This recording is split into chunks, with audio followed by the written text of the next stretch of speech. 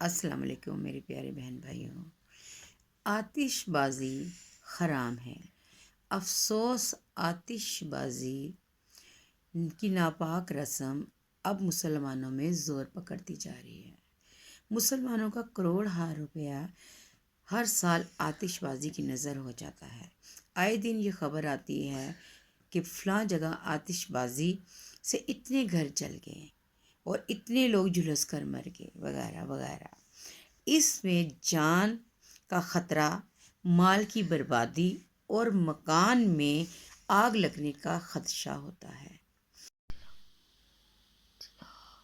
پھر یہ کام اللہ تعالیٰ عز و جل کی نافرمانی بھی ہے۔ حضرت مفتی احمد یار خان علیہ السلام فرماتے ہیں کہ آتش بازی بنانا، بیچنا، خریدنا اور سیل کرنا اور چلانا یہ سب حرام ہے۔ ہم لوگوں کو چاہیے کہ ہم اپنے بچوں کو آتش بازی سے منع کریں۔ آتش بازی سے سوائے نقصان کے کوئی فائدہ نہیں۔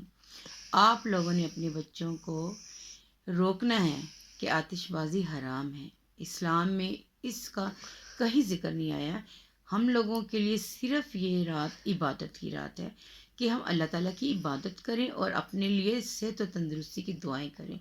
اللہ تعالیٰ ہم لوگوں کا حامی و ناصر ہو۔ اللہ حافظ۔